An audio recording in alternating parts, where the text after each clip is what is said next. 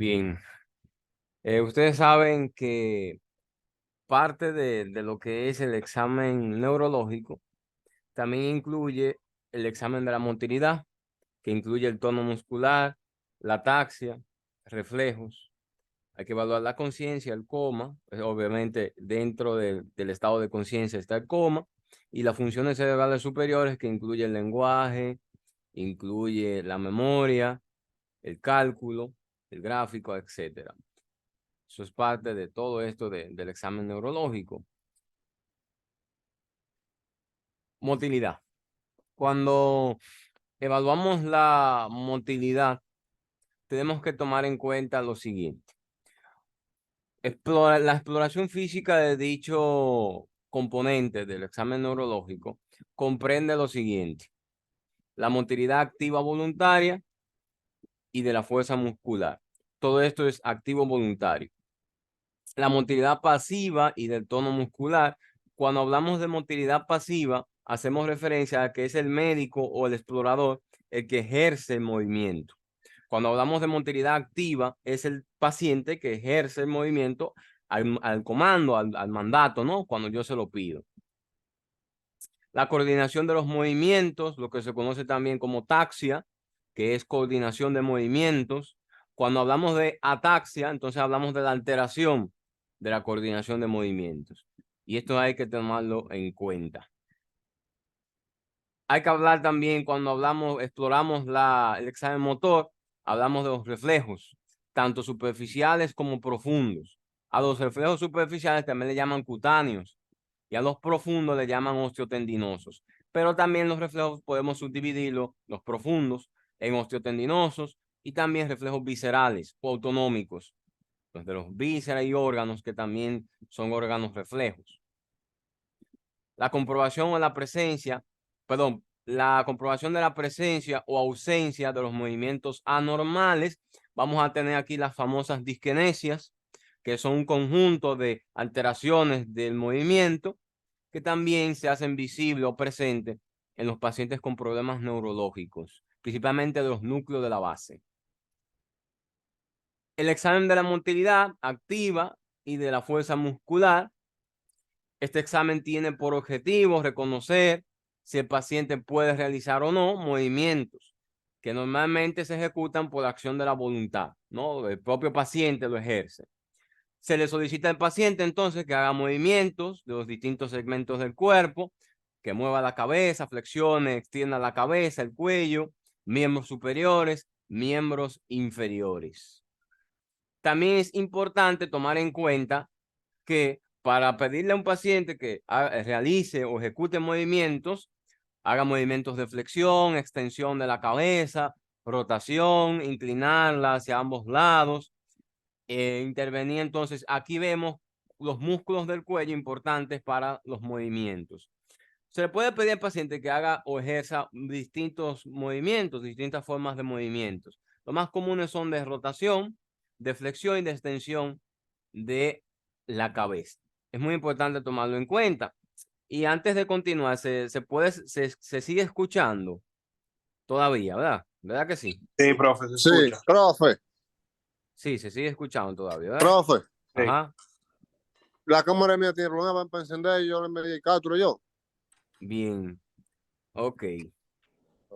Ese es el requisito principal, que la cámara esté encendida, ¿eh? No quiere, profe, mi más, yo lo he intentado y no quiere. Bueno. Bien. Entonces, los miembros superiores prácticamente sería para la mano, para la muñeca, para el codo, para el hombro o para el tronco. Entonces se le pide al paciente que ejerza movimiento de flexión, de extensión, obviamente con las manos, los dedos, pulpejos de los dedos, oprimir los pulgares, separarlos, etcétera. Varios movimientos, principalmente los movimientos más comunes que se le pide al paciente son de flexión y extensión, para evaluar entonces la motilidad o la fuerza muscular. Se le pide también al paciente que haga movimiento de pronación, supinación. Vamos a ver en qué consiste la diadococinesia, que lo vamos a ver por ahí, en qué consiste esto, lo que se conoce como diadococinesia. Cuando evaluamos a un paciente y vemos que hay algún problema o hay alguna dificultad para realizar movimientos, el paciente puede presentar dos tipos de alteraciones que son comunes. Una parálisis, que hablamos cuando se pierde todo el movimiento o el movimiento es imposible de realizar. Deme un segundo. Continuar. Parálisis, es decir, la ausencia de todo movimiento, el movimiento es imposible de realizar. Tenemos también la paresia. La paresia es contrario a la parálisis. En la parálisis hay una imposibilidad. El paciente es imposible que realice un movimiento. Mientras que en la paresia el paciente puede realizar un movimiento, pero lo hace de forma más lenta, lo hace de forma débil. Su fuerza es muy débil. No hace un movimiento normal, sino que lo hace muy lento, muy débil. Eso es lo que significa paresia. Por eso ustedes van a ver el término hemiplegia o hemiparesia, o paraparesia o paraplegia. Cuando hablamos de plegia, hacemos referencia a parálisis, que es sinónimo de parálisis, plegia. Cuando hablamos de paresia, obviamente sería una hemiparesia de la mitad de un hemicuerpo, o una paraparesia de los miembros inferiores, o una cuadriparesia, que es las cuatro extremidades, ¿no? O una cuadriplegia, que es el paciente que tiene una parálisis de las cuatro extremidades. Cuando hacemos el término plegia, es sinónimo a parálisis. Siempre que pensemos primero en una causa neurológica, o antes de pensar, es el término más correcto, antes de pensar en una causa neurológica, tenemos que descartar causas mecánicas. Por ejemplo, una fractura en un miembro superior, un miembro inferior, puede originar una limitación de movimiento. Y esto no es parálisis ni es plejía, sino que por la fractura, una contractura, o por ejemplo, una lesión que se encuentra a nivel de la articulación, esto es lo que limita el movimiento, pero no hay parálisis o plejía. El término parálisis o plejía hace referencia a alteraciones nerviosas. Y esto es muy importante descartar causas mecánicas antes de hablar de problemas neurológicos. Es igual que los pares craneales. Debemos descartar causas mecánicas antes de hablar de un problema neurológico per se. Y es muy importante tomar en cuenta. Parálisis, ausencia de todo movimiento, ¿verdad? Muscular. Hablamos de que existe parálisis cuando hay una lesión del músculo, una parálisis miopática, de ahí su nombre, parálisis miopática, por ejemplo, se lesiona el músculo, hay una lesión muscular, se origina una parálisis miopática. Cuando la parálisis entonces afecta una motoneurona, puede ser esta parálisis entonces periférica o nuclear. Las motoneuronas pertenecen al sistema nervioso, a los haces corticoespinales. El principal haz de la vía motora eferente es el haz corticoespinal. Y hay motoneurona. Hay una motoneurona superior y una motoneurona inferior. Cuando hablamos de motoneurona superior, hablamos de primera motoneurona.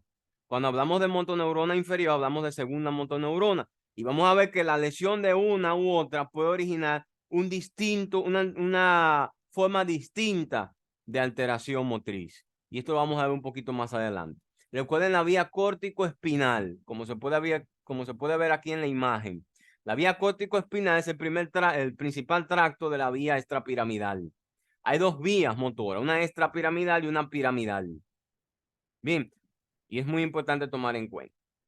La motoneurona central, hablamos de parálisis central o supranuclear, esto sería la primera motoneurona. La segunda motoneurona sería la periférica, por ejemplo, para hablar como sinónimo. Tenemos dos haces. Tenemos un haz piramidal, un tracto piramidal, tractos piramidales o tractos extrapiramidales.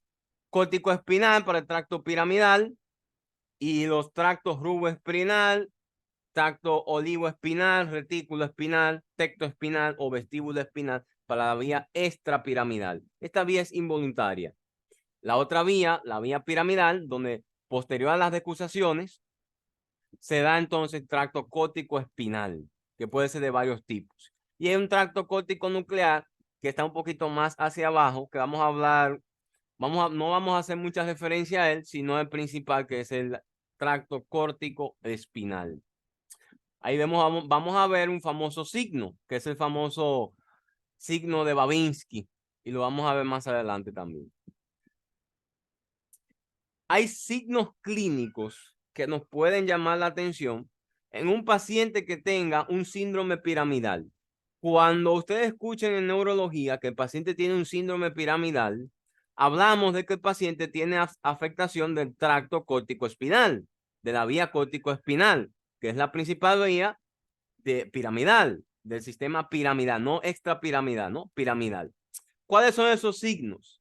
El paciente va a tener espasticidad, va a tener hiperreflexia, un aumento de los reflejos, va a tener clonus, que es una alteración nerviosa refleja, que vamos a ver más adelante, va a tener sinestesias, perdón, que son alteraciones de movimientos, y va a presentar signo de Babinski.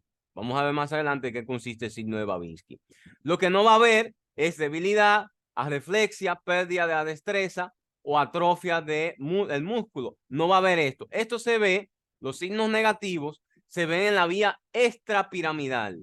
En la vía piramidal presentan estos signos. Esto es de la vía extrapiramidal, esto es de la vía piramidal. Bien, esto es característico de los pacientes que tienen un síndrome piramidal. Y esto es característico de los pacientes que tienen un signo extrapiramidal. Un síndrome extrapiramidal. Cuando la parálisis abarca la mitad de un cuerpo, de un hemicuerpo, ¿no? Se le llama hemiplegia. Cuando es una debilidad, se le llama hemiparesia. Una ausencia de movimiento o parálisis, hemiplegia. Una ausencia, una debilidad, una disminución de movimiento, se llama hemiparesia. De un hemicuerpo, ¿no? De la mitad de un cuerpo. Si afecta a un solo miembro, se le llama monoplegia. Si es miembro superior, una monoplegia. Cuando es una parálisis de un miembro. Cuando es una debilidad de un miembro, se llama monoparesia. Así sucesivamente vamos hablando, ¿no? Cuando se afectan solamente los dos miembros inferiores, la mitad inferior del cuerpo, se le llama paraplegia. Cuando es solamente debilidad o disminución del movimiento en los miembros inferiores, se le llama paraparesia. Cuando es los cuatro miembros, una cuadriplegia, cuando hablamos de parálisis, o cuando hay una debilidad, hablamos de una cuadriparesia. Bien, y estos son los términos que se utilizan para hacer referencia a los trastornos de la vía motora, los trastornos que involucran el movimiento. Y esto es muy importante tomar en cuenta. Es importante, miren aquí, ¿no? ¿Qué es esto? Vamos a ver, si la parálisis está en los cuatro miembros, ¿qué es esto? ¿Quién me dice? Cuadriplegia. Cuadriplegia. Cuando es una debilidad, Cuadriparesia. ajá. Y este que es de un hemicuerpo, Hemiparesia. hemiplegia, cuando es parálisis, cuando hay disminución o debilidad, una hemiparesia. Hemiparesia. Y este, Paraplegia. paraplegia, cuando es parálisis, o paraparesia, cuando hay disminución de movimiento, ¿verdad? Muy bien. Hay una maniobra que utilizan los neurólogos para evaluar la fuerza muscular. Se llama maniobra de Minganzini. Esta maniobra, van a ver un pequeño video, consiste en pedirle al paciente que extienda los brazos hacia el frente o hacia arriba. Vamos a ver ahora. Aquí es hacia el frente, ¿no? Que lo extienda. Esto es por 10 segundos que lo va a hacer. Miren cómo la paciente que tiene una alteración empieza a caer un brazo, empieza a caer el otro. No hay una estabilidad. Y la maniobra entonces es positiva, ¿no? O el brazo cae, es positivo, o se hace inestable. Se llama maniobra de Minganzini positivo. Se hace tanto para los miembros superiores como para los miembros inferiores. Para los miembros inferiores, el paciente acostado en decúbito dorsal, se le pide entonces al paciente que flexione los pies y lo ponga en forma de L, ¿no? Así como lo pueden ver. Si es positivo, entonces uno de los pies cae o se mantiene inestable, se hace positiva la maniobra. Para los miembros superiores se cuentan 10 segundos. Para los miembros inferiores se cuentan 5 segundos. es positiva, entonces cuando el paciente empieza a tener una debilidad, cae el pie o no hay estabilidad, ¿no? Otra maniobra que también evalúa la fuerza muscular de los miembros inferiores es la maniobra de Barré. El paciente en decúbito ahora, en decúbito prono, entonces el paciente flexiona los pies, las pantorrillas, lo mantiene en forma de L, pero flexionando las pantorrillas. Si es positivo, entonces el pie se hace inestable, cae, ¿verdad? Cae. Para miembros inferiores se cuentan 5 segundos, para miembros superiores se cuentan 10 segundos. Se llama maniobra de Mingancini para ambos miembros, tanto superiores como inferiores, y maniobra de Barré para los miembros inferiores. Bien, estas maniobras se realizan para ver si el paciente tiene hemiplegia o paresia, una plejía o una paresia.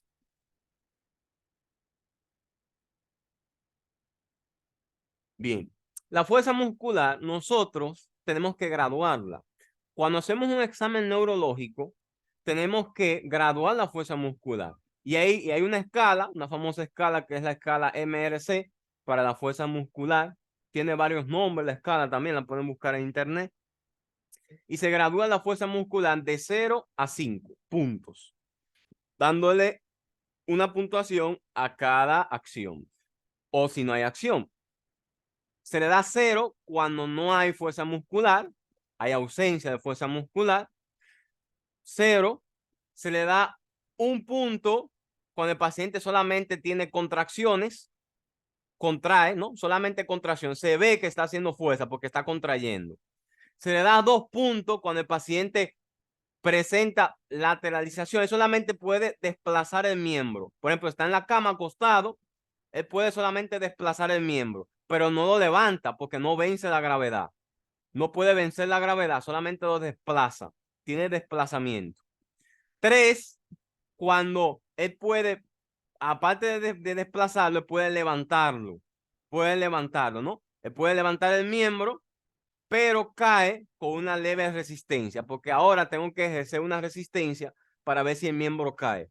Cae a la leve resistencia el miembro. Bien, eso él desplaza, él puede levantar, él levanta y vence la gravedad, pero no la resistencia.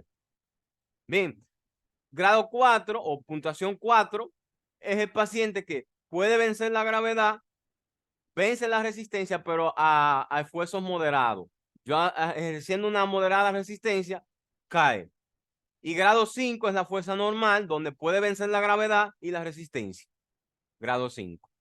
Así se gradúa entonces la fuerza muscular. 0, no hay nada. 1, se ven las contracciones solamente. 2, solamente desplaza, pero no vence la gravedad. 3, vence la gravedad, pero no la resistencia, una mínima resistencia. 4, vence la gravedad y una resistencia moderada, una fuerza moderada de resistencia. Y grado 5 es normal, vence tanto la fuerza como la gravedad. Y así se evalúa entonces la fuerza muscular en los pacientes. Tienen que graduarse la fuerza muscular. Si la parálisis se debe a una lesión de la motoneurona central, es la primera motoneurona, el paciente va a tener un síndrome piramidal. Si el paciente presenta una lesión de la primera motoneurona, va a tener un síndrome piramidal, la primera motoneurona. También se denomina supranuclear. Mientras que cuando se debe a una lesión de la motoneurona periférica o inferior, que es también llamada segunda motoneurona, se denomina entonces parálisis nuclear o infranuclear. Ambas originan un síndrome piramidal, pero vamos a ver que es distinto dependiendo de la neurona que se lesiona. Miren aquí. El paciente que tiene una lesión de una primera motoneurona va a tener reflejos exaltados, vivos, mientras que si es de una segunda motoneurona, va a tener reflejos disminuidos o ausentes. El tono muscular va a haber espasticidad en hoja de navaja. Voy a mostrar luego en qué consiste eso. Espasticidad en hoja de navaja. Y cuando es una segunda motoneurona, va a tener flacidez. Va a estar flácido el tono muscular. Flácido, ¿no? Respuesta cutáneo plantar. El paciente va a tener Babinski positivo, Babinski. signo de Babinski en la primera motoneurona, como lo dije ahorita, pero en la lesión de la segunda motoneurona, el paciente va a tener una respuesta normal, no va a tener Babinski, va a tener una respuesta flexora. Eso lo voy a mostrar más adelante. En los músculos, aquí van a estar atrofiados los músculos. Aquí no, va a tener movimientos amplios musculares, pero va a tener una falta de coordinación. La habilidad emocional, el paciente puede tener estados emocionales cambiantes, depresivos, por ejemplo, de estado alegre a depresivo, eufórico. Aquí no, aquí el paciente va a tener o puede presentar un síndrome vulvar con disartria, que es la dificultad para articular el lenguaje, o disfagia, la dificultad para tragar, ¿no? O deglutir. Durante el coma, también nosotros podemos identificar la hemiplegia o la hemiparesia durante el coma. Pero obviamente yo no le voy a pedir al paciente, un paciente en coma, no le voy a pedir que ejerza movimientos, ¿no? Sino que hay varias maniobras o varios signos que podemos ver para evaluar si el paciente tiene una hemiplegia o no, un paciente en coma. Por ejemplo, está el signo de fumador de pipa, que es, por ejemplo, lo pueden buscar en internet, debí poner un videito. El signo de fumador de pipa es cuando usted hace embuche, ¿verdad? El signo de fumador de pipa se ven los labios, el labio superior y el labio inferior, se ven cómo se mueven, como si fueran fumando una pipa. Esto habla de una hemiplegia y se da en el lado donde está la lesión. Se llama el signo de fumador de pipa. Si algún día me encuentro con ustedes por ahí internado, no sé dónde, y vemos un paciente, yo recibo muchos pacientes con trastorno neurológico, yo le enseño entonces en qué consiste el signo de fumador de pipa. También vemos que el paciente presenta ojos desviados hacia el lado de la lesión o la cabeza flácida, siempre se desvía hacia el lado de la lesión, y está la maniobra de Foix. La maniobra de Foix consiste en comprimir los maceteros o el ángulo superior, el ángulo mandibular, con fuerza, con con los nudillos de los dedos índices, con fuerza, y el paciente de forma normal abre la boca. Pero cuando tiene una hemiplegia o una hemiparesia, se ve un lado de la boca que no abre, se queda fijo y solamente se ve como abre un solo lado. Se llama maniobra de Foix. Es muy dolorosa, por cierto, cuando se realiza a los pacientes en coma o en pacientes que tienen alteración del estado de conciencia. También nosotros, al paciente, podemos sostener los brazos y dejarlo caer, y los miembros, ¿no? Y dejarlo caer. Y vemos a qué tan velocidad, qué tan rápido descienden los miembros. Si el paciente tiene fuerza muscular normal, vemos que hay una leve caída de los movimientos. Mientras que si hay una hemiparesia, una hemiplegia muy severa, vemos como no tarda en caer. Bien. La parálisis por compromiso de la placa neuromuscular. Aquí hablamos de placa neuromuscular. Yo le hago una pregunta a ustedes. ¿Cuál es el principal neurotransmisor de la placa neuromuscular? El principal, el que propicia la contracción. ¿Cuál es? Neurotransmisor. ¿Quién sabe? Acetilcolina. Acetilcolina. La acetilcolina es el principal neurotransmisor de la placa neuromuscular, el que propicia la contracción. Hay algunos tóxicos que impiden la unión de la acetilcolina con sus receptores. El curare, que se utiliza como fertilizante, la toxina botulínica, que ahora está de moda, las mujeres poniéndose Botox, ¿no? Que contiene toxina botulínica. Ciertos insecticidas, órganos fosforados, perdón, órganos fosforados no. Ciertos insecticidas como, por ejemplo, el curare, la estricnina, etcétera. Toxina de algunos hongos, veneno de serpientes, ciertos ácaros. Ahí está, por ejemplo, la picadura de garrapata que origina trastornos neuromusculares.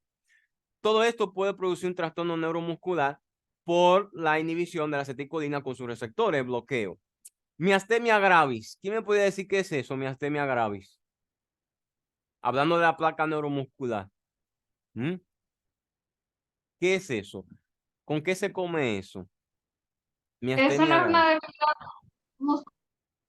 muscular. Una debilidad muscular secundaria a Que no se está liberando la acetilcolina. vamos a O decir que hay una... que sí, que no. Por ejemplo, miastenia gravis. La miastenia gravis es una enfermedad autoinmune donde se originan autoanticuerpos que interfieren con la unión de la acetilcolina con sus receptores en la placa neuromuscular, los receptores nicotínicos. Recuerden que la acetilcolina tiene dos tipos de receptores, nicotínicos y muscarínicos. Cuando hablamos de placa neuromuscular, hablamos de receptores nicotínicos. Es una enfermedad autoinmune donde se generan anticuerpos contra los receptores de acetilcolina en la placa neuromuscular. Entonces, estos anticuerpos bloquean la unión de la acetilcolina con los receptores en la placa neuromuscular, principalmente en la membrana postsináptica. Miren aquí, ¿no? Por ejemplo, esta es la membrana receptores nicotínicos, este es los ganglios postsinápticos, raíces nerviosas postsinápticas, donde se liberan acetilcolina. Miren aquí como esto es normal, ¿no? Una función normal, y este es un paciente con miastenia gravis. Miren aquí donde hay anticuerpos que se producen contra el receptor nicotínico y bloquean la unión de la acetilcolina con estos receptores. El paciente entonces empieza a tener flacidez, debilidad. Es común, otro dato antes de empezar con la clínica de miastenia gravis. Miren aquí, por ejemplo, la acetilcolina, esto es de fisiología. La acetilcolina se forma por la unión de colina y acetil-CoA a través de una enzima llamada colina acetiltransferasa. También le conocen también como acetiltransferasa, que es la que forma acetilcolina. Parte del ciclo de Krebs, acetil-CoA más colina. Se forma acetilcolina y se une a los receptores neuromusculares, ¿no? Hay una recaptación de acetilcolina porque luego hay una degradación, porque la placa neuromuscular, si se mantiene eso, el paciente va a tener contracciones fuertes, puede entrar en tetania y va a tener espasticidad, contracciones fuertes, y tiene que degradarse la acetilcolina. Una enzima presente también en la placa neuromuscular llamada acetilcolinesterasa es la que se encarga de degradar la acetilcolina y lo convierte en colina y acetato y se va a reutilizar. Una recaptación entonces de colina forma de nuevo más acetilcolina a través de acetil-CoA y así se da el ciclo de nuevo. ¿Qué tiene de importancia eso? Número uno, conocemos la fisiopatogenia de la miastenia gravis. Y número dos, hay ciertos productos, los mocanos, que yo creo que el curso mío está lleno de mocanos. Los mocanos son los que más se intoxican por órganos fosforados, porque son los que más la mayoría de pacientes que llegan con intoxicación por órganos fosforados, que son insecticidas y pesticidas, se utilizan en la finca, llegan al Cabral. Son los que mayormente llegan. ¿Qué pasa con los órganos fosforados?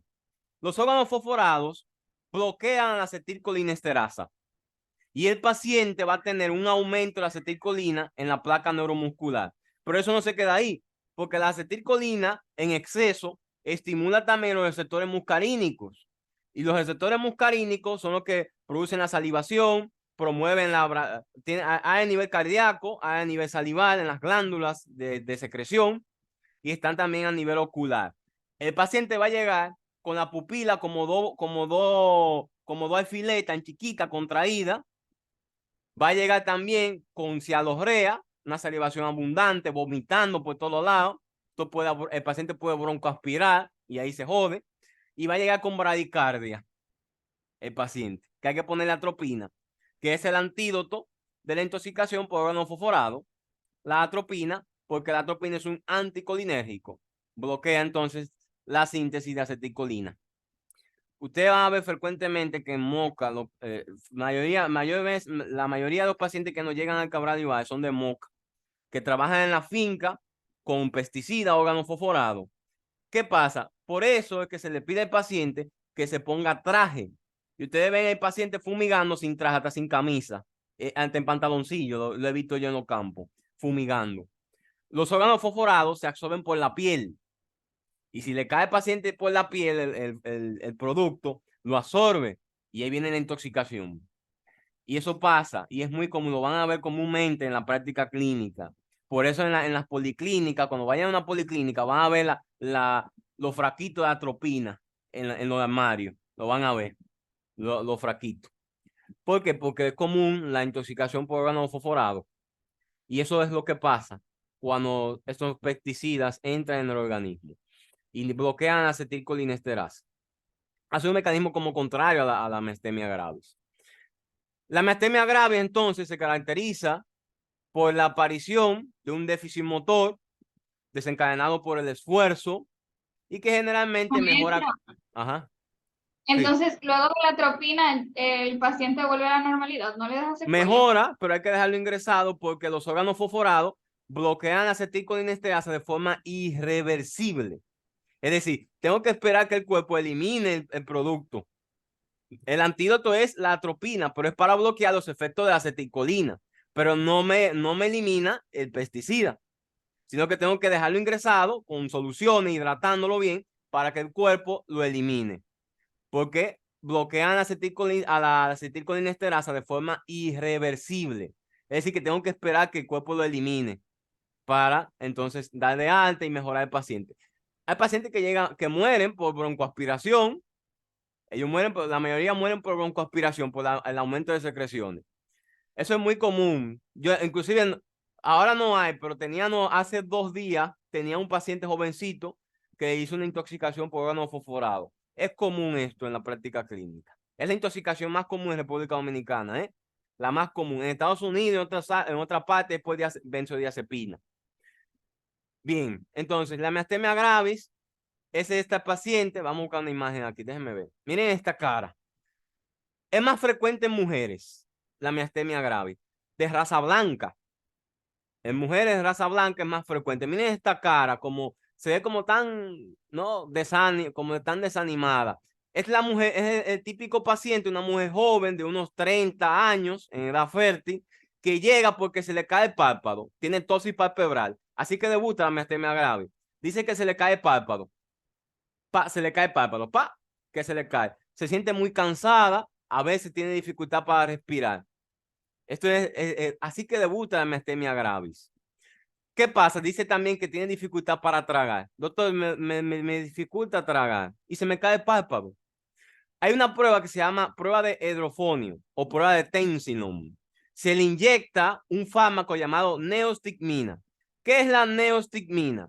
La neostigmina es un inhibidor de la acetilcolinesterasa. Al bloquear la acetilcolinesterasa, voy a tener mayor unión con la acetilcolina a sus receptores, a lo poco que me quedan, porque hay anticuerpos que están bloqueando. Y entonces el paciente mejora. Dice, mejoré con el fármaco. La prueba entonces positiva para miastenia gravis con este fármaco. También hay otra prueba que se llama la prueba del hielo. Cuando yo coloco hielo por las proximidades del párpado o encima del párpado, mejora. Porque el hielo aumenta la actividad de la acetilcolina. El paciente aumenta la actividad de acetilcolina, se unen los receptores rápidamente y el paciente mejora, pero desde que le quito el hielo, cae el párpado. Esto es característico. El paciente joven, mujer, de raza blanca. Bueno, nosotros hemos tenido pacientes con miastenia gravis, pero es raro en raza negra, latinoamericanos. La miastenia gravis es común en pacientes de raza blanca, mujeres, en edad fértil. ¿Qué debemos saber de la miastenia gravis? Hay muchos tipos de miastenia gravis. La más común es que empieza a nivel ocular. El paciente siempre me refiere que se le cae el párpado. Hay una forma facial que se presenta con desviación de la comisura labial. Y hay una forma también faríngea que el paciente empieza a tener problemas para la deglución. El mayor problema de la miastenia grave es que los pacientes, cuando debutan con una crisis miastémica, los pacientes pueden entrar en lo que se llama crisis miastémica, hay parálisis de diafragma. Y cuando hay parálisis de diafragma, ¿qué hay? ¿Quién sabe? Cuando se me paraliza el diafragma, ¿de qué puedo morir? Por la falta de respiración. Un paro Asfixia. respiratorio. Es el principal músculo de... Asfixia. Exacto, el principal músculo de la respiración. Cuando el paciente tiene una miastenia grave, ese es el problema. Si yo dejo de evolucionar a ese paciente, me llega una parálisis diafragmática y muere. Los pacientes también debutan con la llamada crisis miastémica, que se caracteriza por parálisis de diafragma. Y esto es peligrosísimo. Hubo un cantante hace mucho tiempo que murió de una parálisis diafragmática de su enfermedad, que tenía una miastenia grave. Era negro y era varón, para que ustedes vean que la medicina de hoy no son 4, porque cuando digan más frecuente en mujeres de raza blanca, no quiere decir que solamente aparecen mujeres de raza blanca, ¿no? También aparecen latinas y en latinos también. También puede debilitarse los músculos del tronco, las extremidades, el paciente puede tener insuficiencia respiratoria, parálisis respiratoria con necesidad de intubación orotraqueal, porque hay parálisis diafragmática. Este es el mayor problema de los pacientes con miastenia grave. Hay fármacos que impiden o que mejoran al paciente, neostigmina, fisiostigmina, que son fármacos que inhiben acetilcolinesterasa. Son anticolinérgicos. ¿Qué tenemos también? Los pacientes con miastenia gravis hay que hacer una sonografía de mediastino. ¿Por qué hay que hacer una sonografía de mediastino? Porque más del 40% de los pacientes con miastenia gravis tienen un tumor en el timo, un timoma. Recuerden que tener timo no es normal en un adulto, porque el timo degenera a tejido adiposo en edades después de la pubertad. Inclusive ya antes de los 10 años, el timo ya es grasa. No hay timo en el adulto. Cuando se queda tejido del timo, se puede volver un tumor y se llama timoma. Y hay que hacerle sonografía del mediastino a los pacientes que tienen miastenia gravis, porque 40% de los pacientes que tienen miastenia grave tienen un tumor llamado timoma. El timoma puede producir anticuerpos, linfocitos, un aumento de linfocitos que crean anticuerpos contra los receptores de acetilcolina. Este paciente es buen pronóstico porque cuando se le saca el tumor, el paciente mejora. Pero hay formas de miastenia gravis que son idiopáticas, donde se crean anticuerpos de forma idiopática y este paciente de por vida va a utilizar el tratamiento.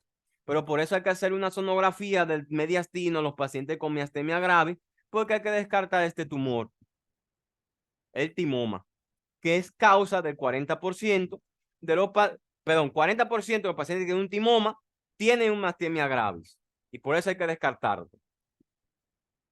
Bien, tono muscular. ¿Qué hacemos para evaluar el tono muscular? El tono muscular se le pide al paciente que ejerza ciertos movimientos de contracción muscular y podemos inspeccionar. Podemos palpar el músculo, ver el músculo, si hay fasciculaciones, que son ligeros temblores, si está atrofiado o no. Realizar movimientos pasivos. Nosotros somos los que realizamos movimientos, ¿no? Al paciente, para ver si hay rigidez o espasticidad. Si hay espasticidad o flacidez, ¿no? En el tono muscular. Se observa la actitud de los miembros, las masas musculares, si se forman relieve o no. Si hay relieve, hablo de espasticidad, están muy contraídos. Cuando existe un aumento del tono, los miembros, hay que ver si el paciente adopta actitudes especiales, por ejemplo, posiciones de contracción, que son características, pues pueden ser de flexión, de extensión. Esto se ven los relieves, se ve cómo se forman relieves cuando están muy espásticos los músculos. Cuando hay una distonía, el término distonía habla de alteración del tono muscular, principalmente cuando hay un aumento del tono muscular. El paciente adopta posturas y actitudes anómalas. Por ejemplo, miren esta, ¿no? Un paciente que tiene una distonía. Está distónico el paciente. Estas actitudes son características del paciente que tiene una espasticidad. Por ejemplo, aquí también miren estas posturas que adopta el paciente cuando tiene una espasticidad, una distonía. Bien, vamos a ver, ¿la lesión de qué motoneurona origina espasticidad? ¿De la primera o de la segunda? ¿De La cuál? primera. De la primera. La lesión de la primera motoneurona origina espasticidad. De la segunda origina flacidez. La hipotonía, que es lo contrario a distonía o flacidez, las masas musculares no hacen relieve, se ven flácidos. Relieve es esto, muchachos. Miren aquí. Esto es el tendón, obviamente el tendón tenar, hipotenar. Pero cuando hace relieve se forman estos, vamos a decir, estas contracciones que parecen una fila, ¿no? Esto es relieve. Los músculos forman relieve cuando están contraídos, muy contraídos. El paciente, miren este paciente, es una paciente que está con una distonía también. El paciente puede tener también hipertonía, que entra en el grupo de la distonía. Se notarán movimientos también limitados, una limitación de la amplitud. El paciente no puede extender o flexionar de forma adecuada los músculos. Hay una verdadera resistencia pasiva. Yo trato de bajar los miembros o subirlos y se encuentran rígidos. Hay una gran resistencia, ¿no? En la hipotonía, entonces, pasa lo contrario. El paciente, le movemos el miembro por todos lados. Un paciente que está en la hipotonía, ¿no? Está hipotónico o flácido.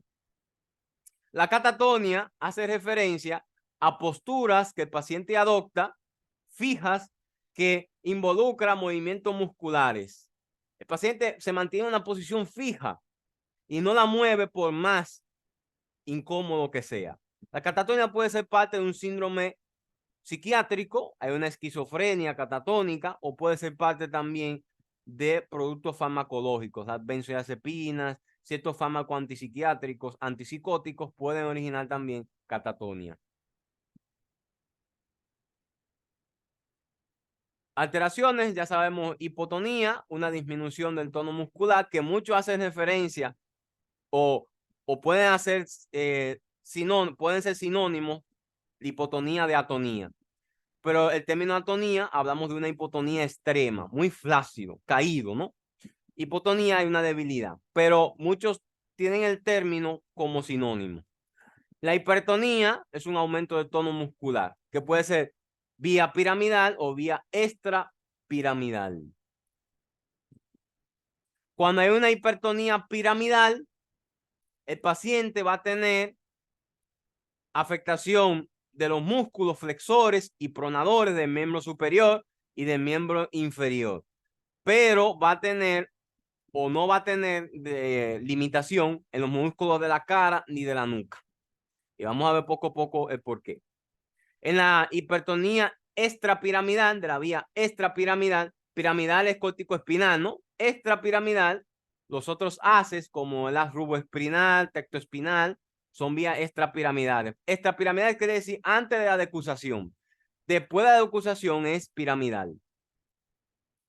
Perdón, piramidal es en la decusación. Después de la decusación es extrapiramidal. Bien, piramidal en la decusación, extrapiramidal después de la decusación. La enfermedad de Parkinson origina una hipertonía extrapiramidal. La enfermedad de Parkinson y muchos fármacos como la metoclopramida que se utiliza para el vómito puede generar un síndrome extrapiramidal, una hipertonía extrapiramidal. Enfermedad de Wilson, la enfermedad de Parkinson puede originar hipertonía extrapiramidal. Los pacientes que tienen una hipertonía extrapiramidal van a tener el famoso signo de la rueda dentada. Lo vamos a ver más adelante.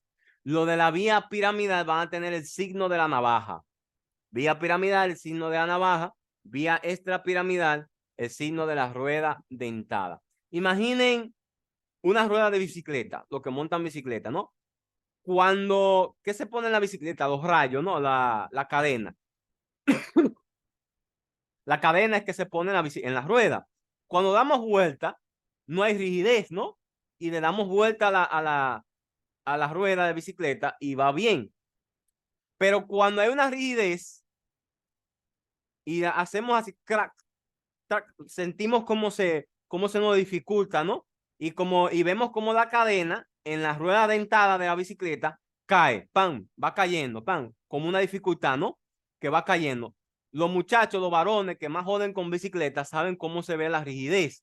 O las mujeres también que les gusta la bicicleta. Cuando la bicicleta está rígida, la cadena está rígida y le damos vuelta a la goma, vemos como existe una rigidez, como que cae, ¿no? Que va cayendo. Se ve como va cayendo, ¿no? La bicicleta. Así es el famoso signo de la rueda dentada. Vamos a ver más adelante. Recuerden, la hipertonía piramidal, las lesiones piramidales, originan el signo de la navaja, mientras que la hipertonía extrapiramidal o las lesiones extrapiramidales originan el signo de la rueda dentada. Miren, esto es lo más característico de una u otra vía. Miren aquí. Piramidal, signo de la navaja. El miembro, usted coge, por ejemplo, el brazo, ¿no? Y lo pone contra el antebrazo. Lo flexiona y lo extiende. De forma normal, no va a haber resistencia, no va a haber rigidez, ¿no?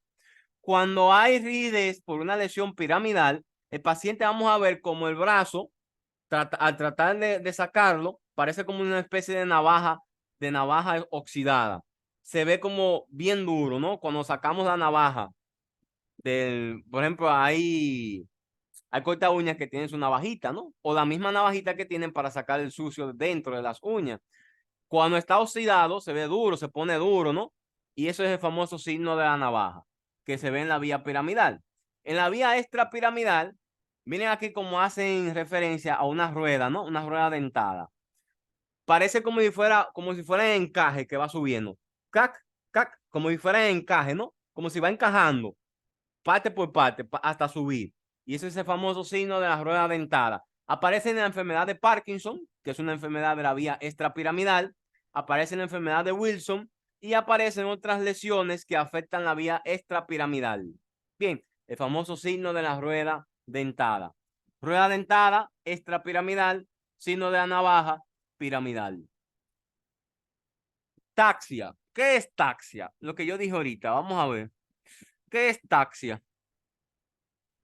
¿Mm? Coordinación. Coordinación de movimiento, ¿no? La coordinación de movimiento. ¿Qué órgano participa en la coordinación del movimiento? ¿Cuál es el principal? ¿Mm? Cerebelo. El cerebelo, sí. Cerebelo. Cerebelo. La coordinación, el equilibrio y el tono muscular están dados por el cerebelo, principalmente. Para la coordinación muscular, debemos saber que hay varios grupos musculares. Hay un grupo que son músculos agonistas, cuya contracción se debe principalmente al movimiento efectuado, son los que ejercen el movimiento. Los antagonistas, los que se oponen a los agonistas, y los sinérgicos o sinergistas, los que ayudan a los agonistas, los que aumentan el movimiento, no los que ayudan a favorecer el movimiento. Son los sinergistas o sinérgicos. Contribuyen a la contracción de los agonistas, reduciendo la actividad de los antagonistas. Otro grupo muscular son los fijadores, los que por ciertos movimientos o comportamientos musculares fijan las articulaciones vecinas, colocan el miembro o el cuerpo en una posición apropiada para que se efectúe el movimiento. Entonces tenemos 4 grupos musculares. Hay 3 principales que son agonistas, antagonistas y sinérgicos o sinergistas. Y un cuarto grupo, que es un grupo especial, son los llamados fijadores. Lo que hacen, lo que vamos a decir, acomodan a los músculos para que se ejerza un movimiento de forma más adecuada o profunda. Por ejemplo, un ejemplo clásico de músculo agonista es el bíceps, y un ejemplo clásico del músculo que se opone al bíceps es el tríceps, que es un músculo antagonista. Este es el ejemplo clásico de músculo agonista y antagonista. Cuando hay una alteración de la coordinación de los movimientos, hablamos de ataxia. Y los pacientes que tengan ataxia puede ser de origen cerebeloso o de origen muscular. Miren esto, este paciente tiene una ataxia, tiene una falta de coordinación de los movimientos. Una prueba para evaluar la ataxia es la marcha, ¿no? Cuando hay alteración de la marcha, puede deberse a ataxia. Principalmente es una ataxia cerebelosa. Miren cómo el paciente al ejercer el movimiento pierde el equilibrio. Se va de lado, pierde el equilibrio, ¿no? Y esto es ataxia cerebelosa, muy característica.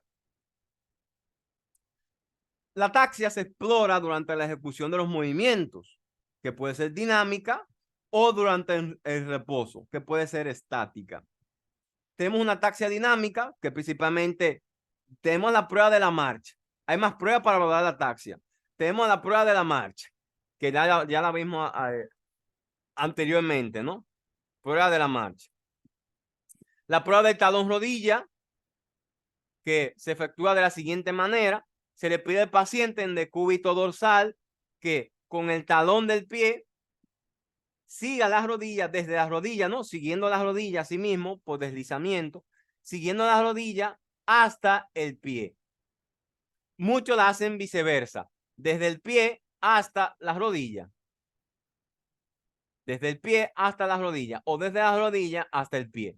Una falta de coordinación evita que el paciente haga este movimiento o no lo logre terminar.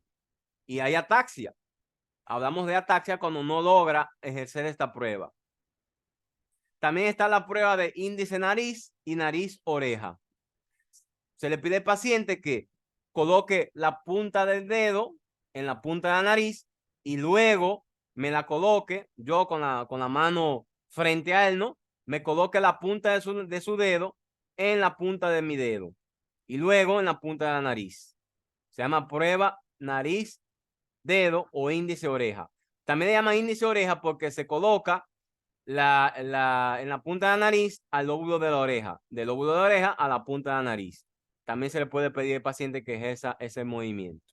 O nariz, dedo, índice o índice, oreja. Cuando hablamos de taxia estática, hablamos de taxia que se presenta durante el reposo, no con los movimientos, ¿no? Una prueba que ya la hablamos, que evalúa también el octavo par craneal, que es la rama vestibular del nervio vestíbulo-coclear, es la maniobra de Romberg. Y cuando hay una maniobra de Romberg positiva, también podemos decir que el paciente tiene ataxia. Pero cuando hablamos de ataxia, hablamos de un problema central, ¿no? Y el paciente entonces presenta prueba o signo de Romberg positivo. Ya yo expliqué en la clase de los pares craneales en qué consistía la maniobra de Romberg. Diadococinesia. ¿Quién me podría decir qué es esa vaina? ¿Con qué se come esa vaina? Diadococinesia. ¿Qué es eso? Vamos a ver.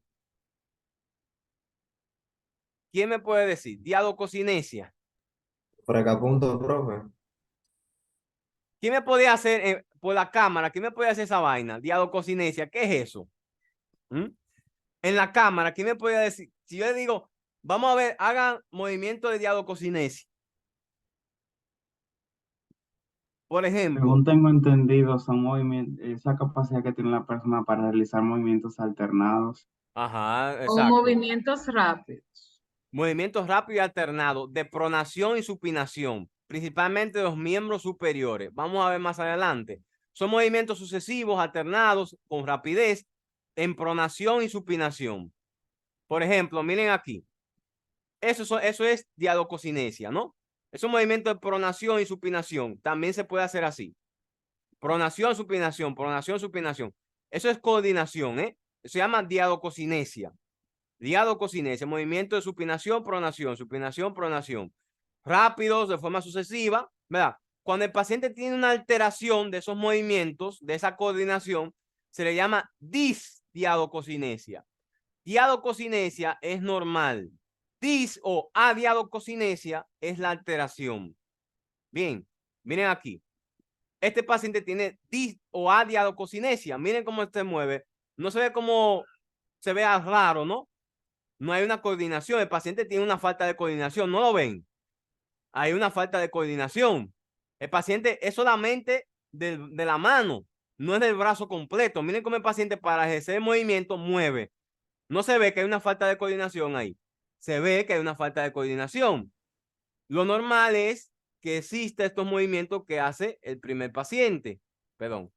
Este movimiento, ¿no? Este movimiento, que es normal. Esto es normal. Movimiento de supinación, pronación. Eso es lo que se llama diadococinesia. Cuando hay una alteración, como es este caso, hay disdiadococinesia o adiadococinesia, que sería la alteración de esos movimientos. Eso está involucrado también vías cerebelosas.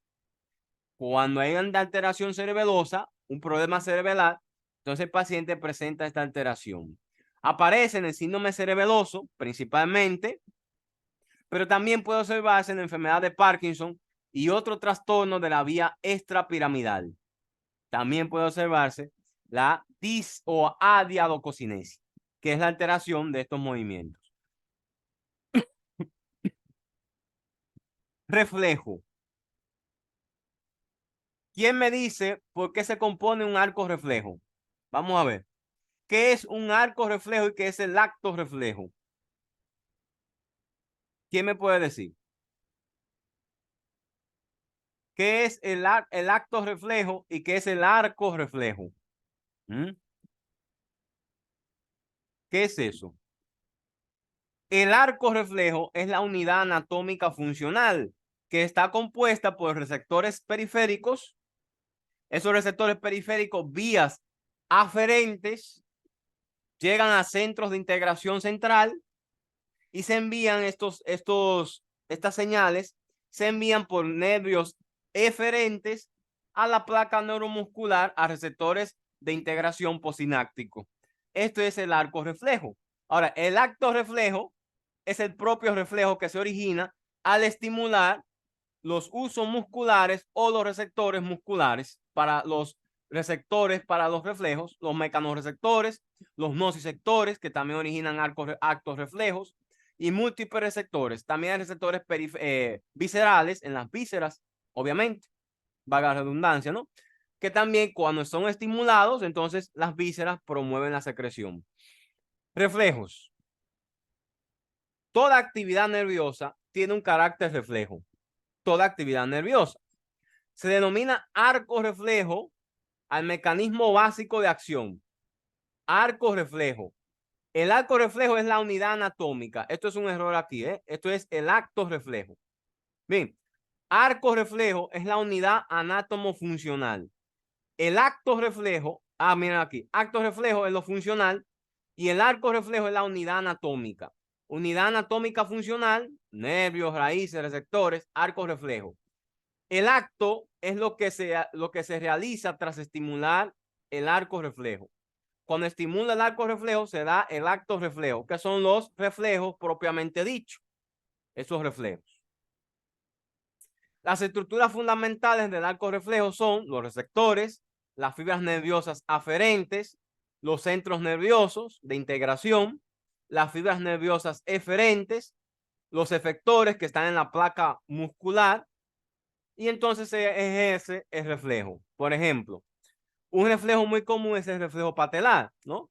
Si estimulo los tendones, los receptores que se encuentran a nivel inferior de la patela, estimula entonces estos receptores. Al estimularlo entonces se envían esta señal por vías aferentes, por la médula espinal hasta el sistema nervioso central. Viaja posteriormente por nervios eferentes hacia la placa neuromuscular, hacia los efectores, y de ahí entonces el paciente hace la acción, hace el acto reflejo. El paciente me tira una patada, ¿no? El pie se va hacia adelante cuando estimulo la patela, cuando doy golpes a nivel patelar. Esto es lo que habla, lo que hace referencia al arco reflejo. Posteriormente se hace el acto reflejo. Los reflejos, cuando lo voy a evaluar, se gradúan también. Así como la fuerza muscular se gradúa, los reflejos también se gradúan. Esta es la escala de REM para los reflejos. 0 cuando no hay respuesta. El paciente está en arreflexia. 1 se pone en cruces. 1 se pone una cruz. Es en cruces que se gradúa. Una cruz hace referencia a que hay una hiporreflexia. Hay una respuesta mínima del reflejo. 2 cruces, hay una respuesta normal. No es como la fuerza, ¿eh? 2 cruces normal para el reflejo. 3 cruces, hay hipertonía. Una respuesta exaltada, exagerada. 4 cruces, hay clonus. Es una respuesta muy excesiva. El paciente empieza a temblar. Yo tengo una imagen aquí. Esto es clonus. Bueno, aquí están simulando un clonus. Cuando estimulo, entonces aparecen estos movimientos. Miren estos movimientos. Esto es clonus. Una respuesta muy exagerada. Una respuesta refleja muy exagerada. Eso es lo que se llama clonus. Y es 4. 4 más. Otra vez, repítanme. 0, ¿qué significa 0? Reflexia. Ausencia de Arreflexia, ausencia. Una Sí. cruz. Una cruz. Hiporreflexia. Hiporreflexia. Hiporreflexia. 2 cruces. Normal. Normal. Normal, ¿no? 3 cruces. Hiperreflexia. Hiperreflexia. Y 4 cruces. Cuando Cuando hay clones, ¿no? Muy bien. exaltera. Los reflejos se clasifican. Miren los reflejos. Pueden ser cerebroespinales, pueden ser vegetativos, que están presentes en las vísceras, o pueden ser mixtos, una combinación de cerebroespinales y vegetativos. Vamos ahora, a partir de ahora, vamos a hablar de los reflejos osteotendinosos, que pertenecen a los reflejos cerebroespinales. Hay una clasificación fisiológica también para los reflejos, que es la clasificación de Sherrington. Reflejos estereoceptivos, que se encuentran en la superficie externa del cuerpo. Ahí están los reflejos, por ejemplo, osteotendinosos y cutáneos. Cuando hablamos de reflejos osteotendinosos, hablamos de reflejos profundos. Cuando hablamos de reflejos cutáneos, hablamos de reflejos superficiales.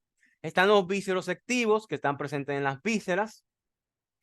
Están los propioceptivos, presentes en el músculo esquelético y otras alteraciones, como presenten también para la coordinación de la marcha, la postura, etcétera. Y entonces los reflejos podemos clasificarlo en 4 grupos: osteotendinoso o profundo, superficiales o cutáneos, reflejos autonómicos, que son viscerales, y los reflejos de postura y actitud, que son los reflejos propioceptivos. Los propioceptivos, sí. Lo que vamos a tomar como punto de referencia para el examen neurológico son los profundos y osteotendinosos y los reflejos cutáneos superficiales. Esto es lo que vamos a realizar cuando hacemos un examen neurológico. Todo esto pertenece al examen neurológico. Los reflejos osteotendinosos profundos, osteotendinosos o profundos. Vamos a ver. ¿Quién sabe? ¿Quién me menciona reflejo osteotendinoso? Aparte del patelar o de la patela. Vamos a ver. El bicipital, ¿qué otro? El aquileo. Bicipital, El aquilio, ¿qué más? bicipital, Estilo Tricipital, radial. bicipital, ¿qué más? Radial, tricipital. Radial. ¿Cuál más? Que también le llaman estilo radial. Paletal. Ajá, ¿qué más? Y el reflejo, entonces, extensor, cutáneo plantar. Lo vamos a ver más adelante. Reflejo rotuliano o patelar. Patela, ¿no? Cuando estimulamos, hacemos o ejercemos la acción de este reflejo, estamos evaluando varias raíces medulares. ¿Cuáles raíces medulares estamos evaluando cuando el paciente tiene un reflejo rotuliano?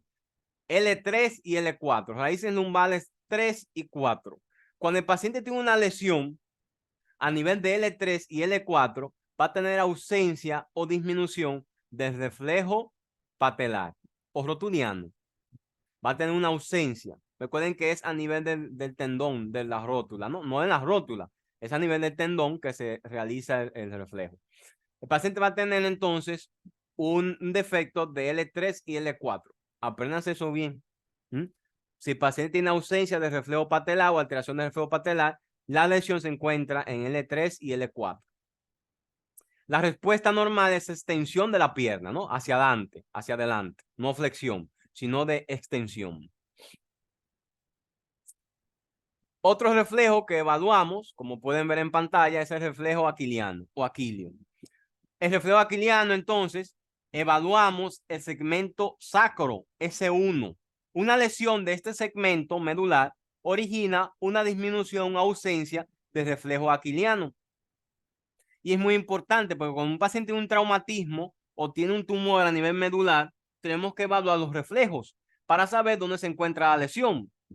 Y es muy importante, ¿no?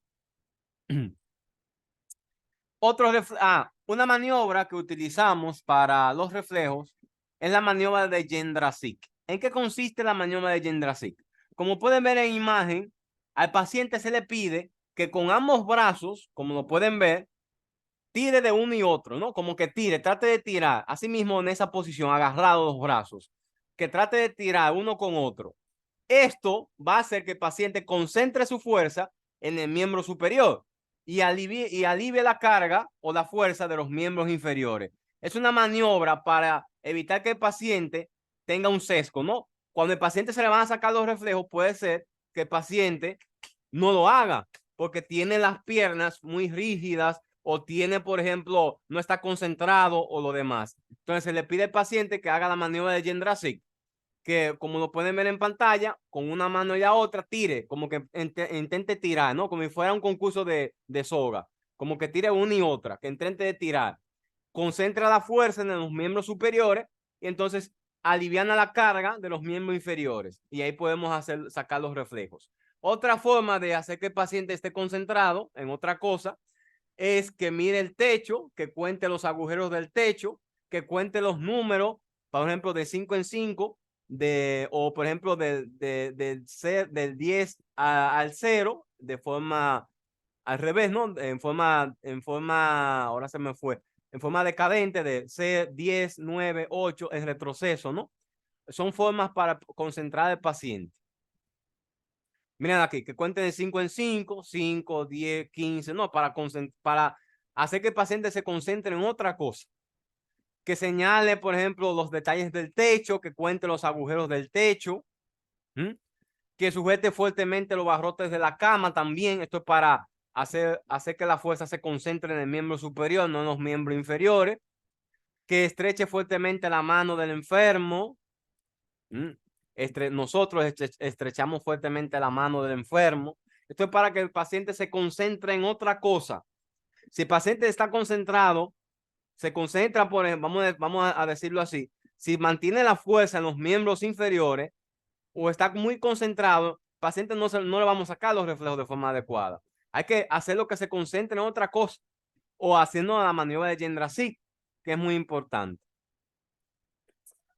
En los miembros superiores tenemos el reflejo estilo radial. El reflejo de estilo radial se saca de la siguiente manera. El brazo sobre el brazo del explorador y se dan golpes en el tendón, ¿no? En este tendón, en esta eminencia hipotenar. Se dan golpes y la respuesta es una extensión de la mano, una ligera, flexión de la mano. Es la respuesta positiva. ¿Qué raíz nerviosa evaluamos con el reflejo de estilo radial? El segmento 6 de la cervical, del plexo cervical. Una lesión del segmento 6 del segmento cervical origina una disminución o ausencia del reflejo de estilo radial. Otro reflejo que utilizamos, como se ve en pantalla, es el reflejo bicipital. Golpes en el tendón del bíceps origina una respuesta, una ligera contracción o flexión del antebrazo. ¿Qué raíz nerviosa evaluamos con el reflejo bicipital? La raíz nerviosa 5 del plexo cervical, C5. Las lesiones de esta raíz nerviosa originan una ausencia o una disminución del reflejo bicipital. Otro reflejo que evaluamos, como se ve en pantalla, es el reflejo tricipital. Golpes en el tendón del tríceps originan una respuesta de flexión. Bien, ¿y qué raíz nerviosa evaluamos? La raíz nerviosa 7 del plexo cervical. Bien, vayan aprendiéndosela bien. Le voy a, como quiera, poner en la plataforma el resumen de esta clase, obviamente, ¿no? Para que la vayan estudiando. Tenemos también reflejos superficiales de la cabeza. Está el reflejo nauseoso. ¿Qué otros reflejos ustedes conocen que se buscan a nivel de la cara y la cabeza? Vamos a ver. ¿Qué otros reflejos ustedes conocen? Aparte del reflejo nauseoso. El reflejo corneal. Reflejo corneal. ¿Qué otro reflejo? Palpebral. El nasopalpebral. Nasopalpebral, muy bien. ¿Qué más? Reflejo glabelar. Golpes en la glabela también, ¿no? Producen el pestañeo. También hay un reflejo donde el paciente, tras colocar un pequeño algodón, empieza a mover el cartílago de la punta de la nariz también. También hay reflejos, por ejemplo, tenemos el reflejo mandibular, que también se busca a nivel de la cara, ¿no? De la cabeza. El de macetero. El reflejo maceterino, exactamente, que se llama reflejo mandibular. Que también hay otro reflejo, el reflejo mentoniano. Golpes a nivel mandibular en el mentón originan la apertura de la mandíbula. Reflejo corneal, conjuntival y demás podemos evidenciar a nivel de la parte superior. También está el reflejo nasal o del estornudo. ¿Qué par craneal evaluamos aquí con este reflejo? El quinto. el trigémino, ¿verdad? Al igual que el reflejo corneal. Y el reflejo nauseoso, ¿cuál es los pares craneales que evaluamos? El 10 10 y 9, ¿verdad? Glosofaringio y el vago. Vago. Y con el reflejo mentoniano y maceterino, trigémino, ¿verdad? Muy bien. Seguimos. Aparte de los reflejos osteotendinosos profundos y los reflejos de la cara, superficiales de la cara, obviamente, tenemos los reflejos superficiales del tronco y reflejos cutáneos abdominales, que son reflejos superficiales. Bien, entre ellos tenemos el reflejo tenemos el reflejo también umbilical. El reflejo umbilical consiste en vamos a decir, desplazar un objeto por las proximidades del ombligo. El paciente de forma normal o de forma refleja va a lateralizar el ombligo hacia el lado contrario. Por ejemplo, miren aquí como se ve en esta imagen, ¿no? Con una llave, un objeto, no filoso obviamente, se desplaza sobre la zona paraumbilical y el paciente, lo normal es que el ombligo se mueva hacia la posición contraria, se desplace hacia el lado contrario. Ese se llama el reflejo umbilical. Bien, reflejo de la región supraumbilical o infraumbilical. La respuesta es que se vaya hacia el lado desviado, hacia el otro lado. También tenemos el reflejo cremasteriano o el reflejo homólogo a la mujer. Como pueden ver, frotar o hacer un movimiento de desplazamiento hacia arriba en la región inguinal, el paciente masculino va a elevar el testículo. Obviamente del lado donde estimulamos, ¿no? Eleva el testículo. Le llaman reflejo cremasteriano porque evalúa la actividad, es un reflejo de este músculo, el cremaster. En la mujer se llama reflejo homólogo. Obviamente la mujer no tiene cremaster, ¿no? ¿Cuál es la reacción normal en la mujer? Empieza a contraerse el escroto, el labio mayor de la vulva, ¿no? Empieza a contraerse o se eleva un poco el labio mayor. En el hombre, el testículo empieza a elevarse de forma normal cuando se hace movimiento de desplazamiento en la región inguinal.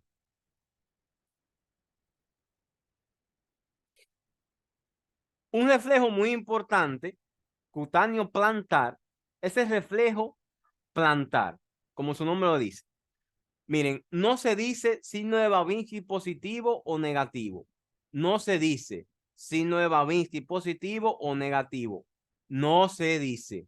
Se dice reflejo cutáneo plantar. ¿Es flexor o es Babinski?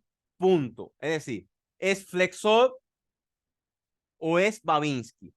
Lo normal, miren cómo lo pueden ver en pantalla. Lo normal es que tras deslizar o tras frotar un escarbadiente, que es un palillo, un lapicero o la punta de los dedos sobre la región externa de la planta del pie, ¿verdad? Sobre esta región, lo normal es que el paciente flexione los dedos del pie. Lo normal es que flexione. Se habla aquí de reflejo cutáneo plantar flexor. Es normal. Bien, es normal. Es normal. Ese es el llamado reflejo plantar. Y es normal cuando el paciente flexiona. Bien. Ahora, miren qué pasa aquí. ¿Qué ven de raro aquí? Miren ahora. ¿Qué ven de raro aquí? ¿Qué hace el paciente? En vez de flexionar, lo que hace es extenderlo. Extiende, ¿verdad? Esto se llama signo de Babinski. Recuerden, no hay Babinski positivo o negativo. Normal es flexor. Babinski es que hay extensión. Bien, yo no sé si me entendieron. No se dice Babinski positivo o Babinski negativo. ¿Es Babinski o no? Babinski cuando hay un reflejo extensor, que es patológico. Cuando es normal es flexor. Eso deben que hacer ustedes en el examen neurológico. Yo después les voy a traer un examen neurológico de nuestro hospital, cómo se hace, porque todo eso se tiene que hacer en el examen neurológico. Y se pone reflejo cutáneo plantar, extensor. Yo voy a poner un caso clínico, por ejemplo. Recibimos un paciente de 25 años con un traumatismo craneoencefálico, que tras evaluar el reflejo cutáneo plantar, muestra la siguiente respuesta. Flexor, pie derecho, extensor, pie izquierdo. ¿Dónde está Babinski? Pie izquierdo. Pie Pie izquierdo. Pie izquierdo, ¿verdad? Entonces se dice, Pie izquierdo. reflejo cutáneo plantar, Babinski, izquierdo, flexor, derecho. Así es que se pone. Bien, porque no hay Babinski positivo o negativo. ¿Y qué habla el signo de Babinski? El signo de Babinski nos habla de que la vía afectada es la vía córtico-espinal. Recuerden eso. Cuando el paciente tiene alteración como signo de Babinski, hablamos de que el paciente tiene una lesión de la vía córtico-espinal. Y la vía córtico-espinal pertenece al tracto que piramidal o extrapiramidal. Piramidal. Piramidal. Hay una lesión de la vía piramidal. Y el paciente dice, diablo, ¿y cómo usted sabe toda esa vaina? Nada más con el examen físico. Por eso que el examen físico es importante. Bien, miren, recuerden. Normal, flexor, ¿verdad? Flexor. Patológico, extensor, que es Babinski. Ahora, cuando el paciente se le dificulta, nos dificulta hacerle paciente Babinski, o queremos confirmar Babinski, entramos entonces o hacemos los reflejos sucedáneos. Hablamos de sucedáneo, es que la respuesta sería la misma para el reflejo cutáneo plantar. ¿En qué consiste el reflejo de Oppenheimer? El reflejo de Oppenheimer consiste en lo siguiente. Lo normal es que el paciente flexione, ¿no? Los dedos. Lo patológico es que haya extensión, ¿verdad? ¿Qué hacemos? Con el dedo pulgar y el índice, vamos todo el borde de la tibia, todo el borde de la tibia, como lo ven aquí en pantalla, todo el borde de la tibia, agarrando como si fuera la espinilla, ¿no? La cara externa de la tibia. El paciente, la respuesta normal, todo vamos hacia abajo. La respuesta normal es que me flexione los dedos. Cuando hay Oppenheimer positivo, el paciente extiende los dedos.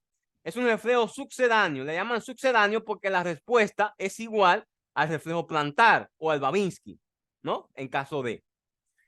Con los dedos agarrando como si fuera la espinilla, haciendo movimiento de desplazamiento hacia abajo, vemos la respuesta de los dedos, ¿no? Vamos si hay una respuesta flexora o hay una respuesta extensora. Recuerden que esto es signo de Oppenheimer. Babinski es en la región plantar. También está el reflejo de Schaffer, el signo de Schaffer, perdón, no reflejo, signo de Schaffer, y consiste en lo siguiente. Al comprimir el tendón de Aquiles, el paciente va a tener flexión de forma normal, pero va a estar positivo este reflejo, este signo, perdón, cuando el paciente extiende. Recuerden que son sucedáneos a Babinski. Sucedáneo es que la misma respuesta que el Babinski es positiva para el reflejo. Bien. También tenemos el reflejo de Gordon, que es al comprimir los gastronemios o los músculos de la pantorrilla, el paciente va a tener una respuesta flexora, que es normal, pero patológica cuando es extensora. Bien. Maestro, y todos son indicativos de afección en la vía piramidal. En la vía piramidal, todos hablan de alteración de la vía piramidal. ¿Qué tracto? El córtico espinal. Todos hablan de alteración de esta vía. Vamos a ver de nuevo. ¿En qué consiste Babinski? ¿Dónde es que busco Babinski?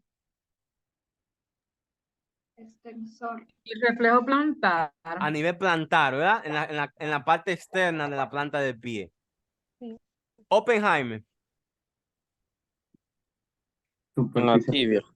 En la En la cara externa de la tibia, ¿verdad? tibia. Schaffer. Comprimiendo El tendón ¿qué? de Aquiles. Tendón de Aquiles. Tendón de Aquiles. Y las pantorrillas, ¿quién? Gordon, ¿verdad? Son reflejos sucedáneos, recuerden, es la misma respuesta que yo espero. Lo utilizamos mucho cuando el paciente se nos dificulta hacer el Babinski, cuando estamos dudosos. Sacamos estos reflejos. Estos signos, perdón. También hay otros reflejos cutáneos superficiales. Tenemos el reflejo escrotal, que es, por ejemplo, al estimular con agua fría o, por ejemplo, al estimular ciertas zonas de la región escrotal, vemos una ligera contracción. Y el reflejo anal, que con un pequeño algodón sobre los alrededores del ano, sobre la región del ano, vemos cómo hay una ligera contracción, ¿no? O con un alfiler sobre la piel, ¿verdad? Porque usted no va a meter un alfiler a una persona por el ano. Es sobre la piel del ano, vemos una ligera contracción del esfínter anal externo. ¿Qué evaluamos? ¿Qué raíz nerviosa evaluamos con el reflejo anal y escrotal? Raíz nerviosa S5. Los pacientes que tienen lesiones en S5 pueden tener incontinencia fecal por una alteración, una falta de contracción del esfínter externo del ano. Recuerden las raíces nerviosas, ¿eh? Ya ustedes saben más o menos por qué la van a recordar, ¿verdad? Bien. Clonus. Examen. Clonus consiste en unas contracciones excesivas, involuntarias, rítmicas, secundarias a una lesión, obviamente, a una alteración. Refleja, ¿verdad? Cuando hablamos de clonus, hablamos de una exaltación mayor de los reflejos. Las cincinesias son alteraciones musculares, son alteraciones de los movimientos que involucran la coordinación también. Esto es clonus. Esto es clonus.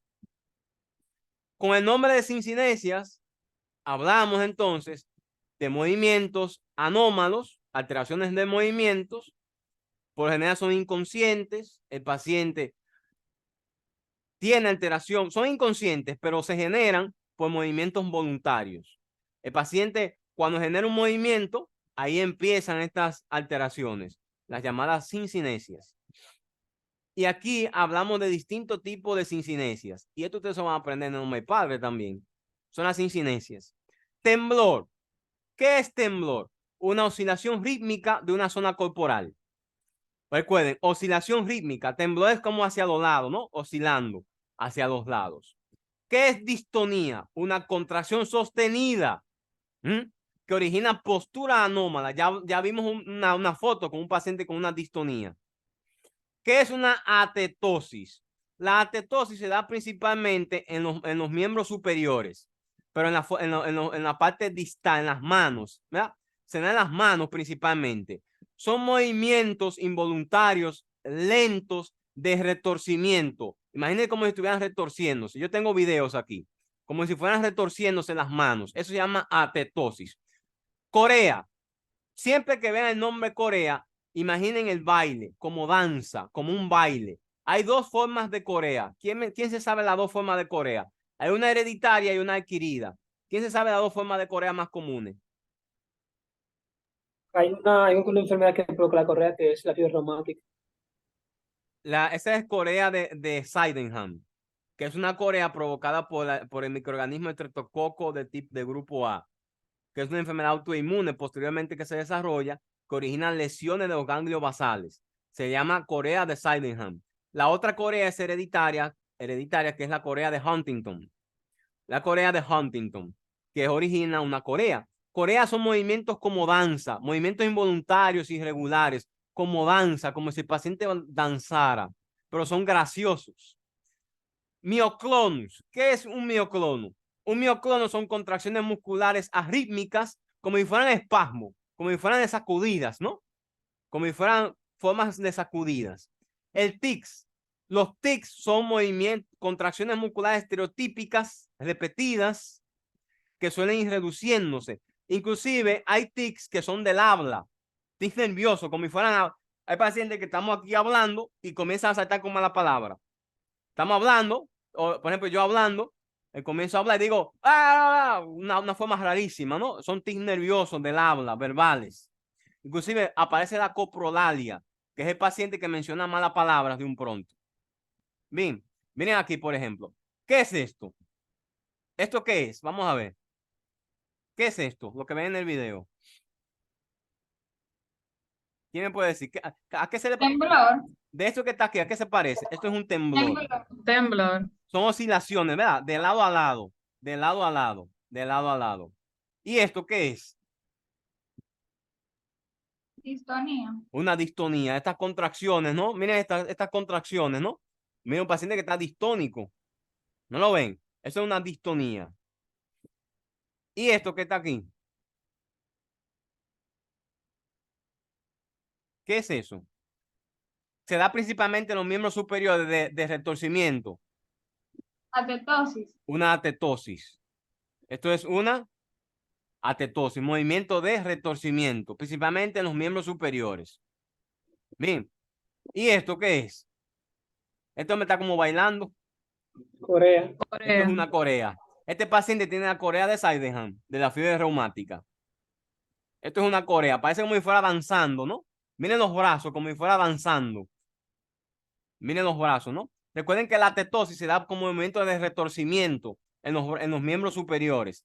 Recuerden que la atetosis y la corea son trastornos de los ganglios basales. Hay unos ganglios, unos núcleos, se llaman núcleos de la base. Está el núcleo subtalámico, el núcleo caudado, está el núcleo, por ejemplo, el núcleo, ahora se me fue el nombre de este núcleo, caudado, núcleo, el núcleo subtalámico, el putamen, me faltó ese, el putamen y el núcleo digeminado. Son núcleos de la base de los ganglios basales. La Doctor, atetosis y la corea son problemas de estos núcleos basales. Miren, esto es atetosis, es un movimiento de retorcimiento en las manos. Bien, corea es como danza, como si fuera danzando, estos movimientos de danza graciosos que origina el paciente. ¿Y esto qué es? Como de sacudida.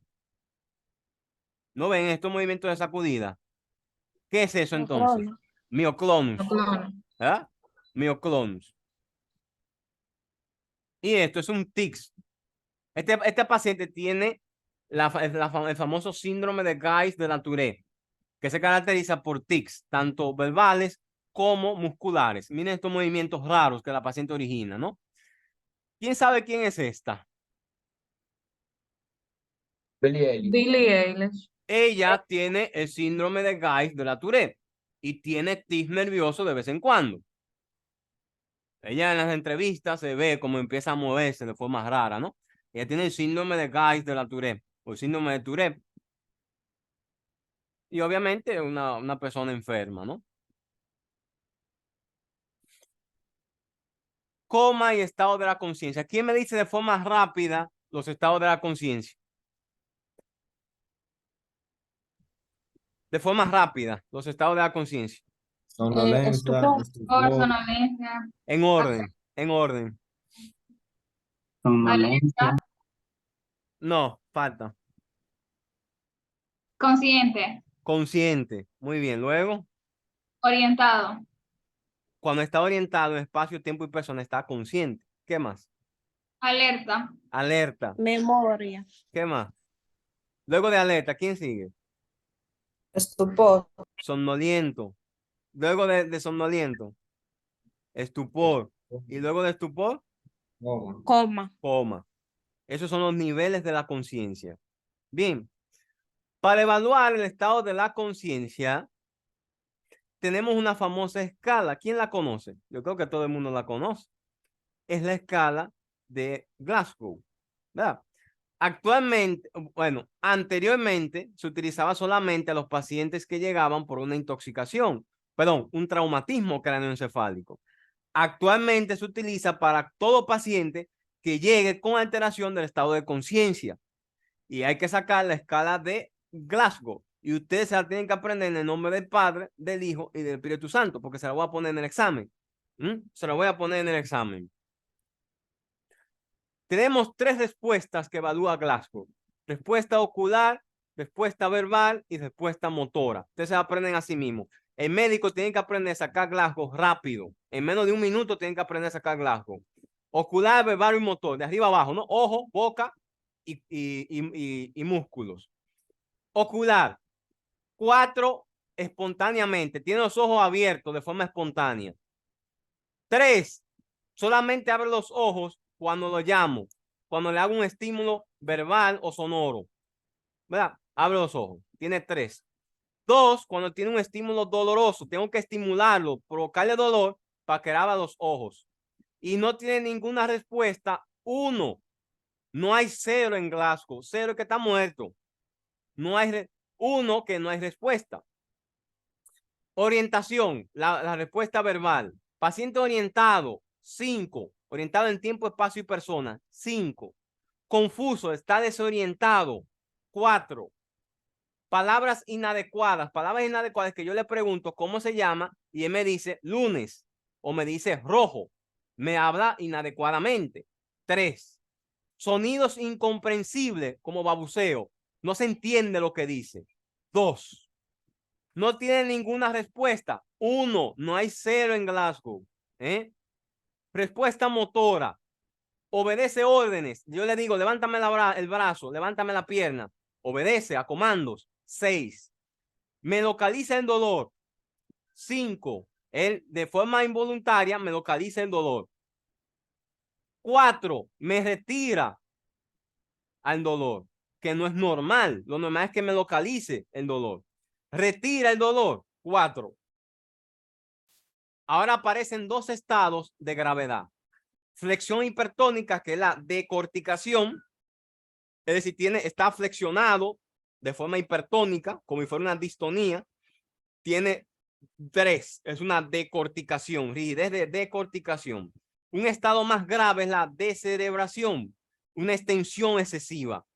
Tiene 2 y 1 no hace nada. Entonces, por lógica, ¿cuál es la puntuación más baja de Glasgow? ¿Cuál es la más bajita? 3. 3. ¿Y la más alta? 15. En Glasgow no hay 0, ni hay 2. Solamente hay 2, por ejemplo, en los pacientes que están entubados, que llegan entubados a una clínica, se quita la respuesta verbal. Se le quita la respuesta verbal. Porque obviamente el paciente no va a tener cómo responder. Y se le quita la respuesta verbal. Se evalúa en base a 10, no en base a 15. Cuando el paciente está entubado. Ahora, ¿por qué es importante Glasgow? Porque podemos evaluar la gravedad del coma o la gravedad del traumatismo. Por ejemplo, el paciente me llegó a la sala de emergencia, ¿verdad? Le hice Glasgow, rápido. El Glasgow se saca en menos de un minuto, Respuesta ocular, verbal y motora. Tiene 10 de Glasgow, de una vez. Tiene 15. El paciente tiene de 13 a 15 una lesión leve. Tiene una lesión, un traumatismo, una lesión leve. Ese paciente que se deja en observación tranquilamente. De 12 a 9, es decir, inferior a 13, pero superior a 9, tiene una lesión moderada. Y tiene una lesión severa cuando tiene menor a 8 puntos. Todo paciente que tiene una escala de Glasgow inferior a 8 puntos, hay que intubarlo, porque hay que proteger esa vía aérea. Ese paciente pronto va a caer en coma, parálisis respiratoria y se va a morir. Eso tienen que hacerlo.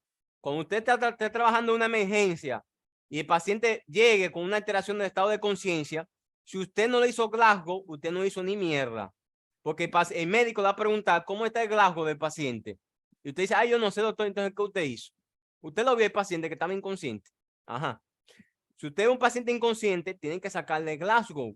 Porque si ese paciente tiene menos de 8 de Glasgow, tiene que ir preparándolo para intubarlo. Porque ese paciente próximamente va a caer en parálisis respiratoria y va a morir si no se protege esa vía aérea. Y eso es muy importante, usted tiene que tomar en cuenta. El médico, usted a partir de ahora tiene que saber Glasgow. Si usted no sabe Glasgow, apréndaselo ahora. Y se van a tener que aprender el nombre del Padre, del Hijo y del Espíritu Santo, porque se lo va a poner a modo de caso clínico.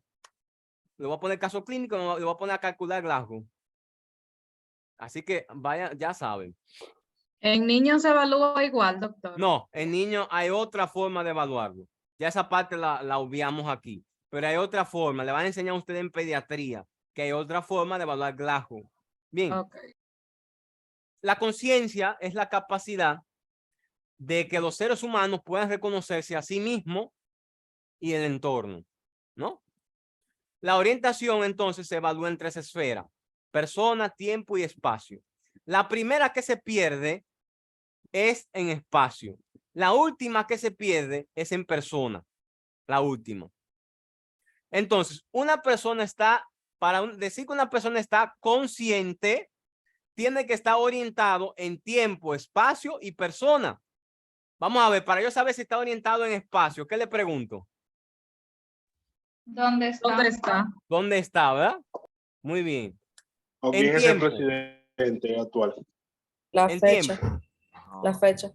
¿Qué más? Si el ¿Desde- paciente dice que no desde sabe la cuándo? fecha, ¿qué más? ¿Qué día es hoy? La ¿Verdad? es. Ujú. ¿En qué años Sí. estamos? ¿En qué año estamos? La hora es un poquito Estación, específica mes, porque etcétera. varía. ¿Cuál es el presidente de la República también? Hay pacientes, yo tuve un paciente que ingresé que le pregunté cuál es el presidente de la República y me dijo que era Trujillo. Él no estaba consciente ese paciente, ¿verdad? Porque no sabe cuál es el presidente de la República actual. Y en persona, ¿cómo se llama? ¿Cuál es su nombre? ¿Cuál es su Su nombre? nombre, ¿Verdad? su edad. Tiene. Su nombre principalmente, obviamente confirmándolo con algún familiar o su documento de identidad, ¿verdad? Muy bien. Recuerden, yo no puedo decir que un paciente está consciente, por ejemplo, un borracho que no sabe dónde está. Él sabe cómo se llama y en qué día estamos, pero él no sabe dónde está. Ese paciente está consciente. Ese paciente no está consciente. ¿Mm? Cuando se pierde una de estas tres esferas, ya sea el tiempo, el espacio o la persona, se dice que el paciente está alerta. El paciente que está borracho y no sabe dónde está, es un paciente que está alerta, no está consciente. ¿Mm? Ese paciente no está consciente. Y ese es el error que tenemos mucho. Decimos, ahí está consciente. Y uno le pregunta, ¿dónde tú estás? Ay, yo no sé, ni idea. Ese paciente no está consciente. Ese paciente está alerta solamente. Estado de vigilia, alerta. Este paciente está alerta, no está consciente. ¿Mm? Una de esas tres esferas se perdió. Cuando el paciente entonces, para poder hablarle o que me responda, yo tengo que despertarlo haciendo el estímulo sonoro. Es un paciente que está somnoliento. Y después, cuando se acaba el estímulo, él puede volver para atrás de nuevo. ¡Guay! Se acuesta otra vez. Paciente que está somnoliento, no está consciente. Está somnoliento. Cuando, a pesar del estímulo sonoro, este paciente solamente me responde con estímulos dolorosos, es un paciente que está en estupor. Bien. Y si ese paciente no tiene respuesta a ningún estímulo, ¿cómo está ese paciente? En coma. Bien, y estos son los estados de conciencia. Así se evalúan los estados de conciencia. Recuerden, consciente, alerta, somnoliento, en estupor y en coma. El estupor muchos lo dividen en estupor superficial y profundo. Antes estaba lo que era la omnibulación, pero eso se retiró ya y ahora es estupor. Estupor superficial y estupor profundo. Ya no se dice un paciente omnibulado en omnibulación. En los textos lo van a ver, pero en la práctica clínica ya no se menciona. Bien. Otros términos, estaba el término letárgico y el término de omnibulación, que son estados de estupor leves. Por eso ahora se dice estupor leve o estupor profundo. El estado de conciencia normal implica la normalidad de los estados de conocimiento. Ya hablamos de que un paciente que tiene que estar orientado en tiempo, espacio y persona. Paciente, obviamente. Una zona donde hacemos para estimular al paciente dolorosamente es con un lápiz en esta zona, en la zona del hiponiquio, en esta zona. Comprimiendo esta zona, el paciente despierta. Ya no es por la tetilla que se le hace, que a veces solemos hacerle por la tetilla, doblarle la tetilla. Ya eso no se hace. Se hace a nivel de esta zona, en el lecho unguial, o se hace estimulando en la región supraorbitaria con los nudillos. Ya no es la tetilla, que le doblamos la tetilla al paciente para que responda. El conocimiento, el contenido de la conciencia depende de la normalidad de la corteza. Obviamente, todo esto, el estado de la vigilia, entonces depende del tronco cerebral. Conciencia, corteza, vigilia, que es el estado de estar despierto, ¿no? En alerta, depende del tronco cerebral. Cuando se altera la corteza por infartos o atrofia, habrá alteración del conocimiento, pero la vigilia se mantiene conservada. Es decir, el paciente puede estar, por ejemplo, desorientado, el paciente no conoce sobre sí mismo, pero está despierto, ¿no? Un paciente que está despierto. Ahora, cuando hay compromiso del tronco cerebral, habrá una alteración tanto de la vigilia como del conocimiento, porque luego se va a alterar el conocimiento. Si un paciente no está vigil, obviamente su conocimiento se altera. ¿Entendieron el término? Un paciente que lo vean consciente, que está, por ejemplo, alerta, pero está vigil, está con los ojos abiertos, está despierto. Un paciente que tiene una lesión de la corteza, pero no del tronco. Cuando hay lesiones del tronco, entonces es peor aún, porque se altera la vigilia y posteriormente se pierde el conocimiento. Hay estados vegetativos. Hay múltiples estados vegetativos. A esto se debe a trastornos de la conciencia y la vigilia. Este es un paciente que tiene una alteración de la conciencia, pero está vigil. ¿Por qué está vigil este paciente? No ven con los ojos abiertos, no, es un paciente que está vigil. El estado vegetativo, entonces, se caracteriza porque suele presentarse en enfermos que sobreviven a un daño encefálico severo. Suele suceder puede estar previo a un estado de coma. El paciente se encuentra en estado vegetativo persistente cuando empieza a tener un cuadro mayor a un mes. Y se caracteriza entonces porque el paciente preserva la vigilia. ¿Dónde está la alteración entonces? Tiene ausencia de conocimiento, pero preservación de la vigilia. ¿Dónde está la lesión? ¿En la corteza o en el tronco cerebral?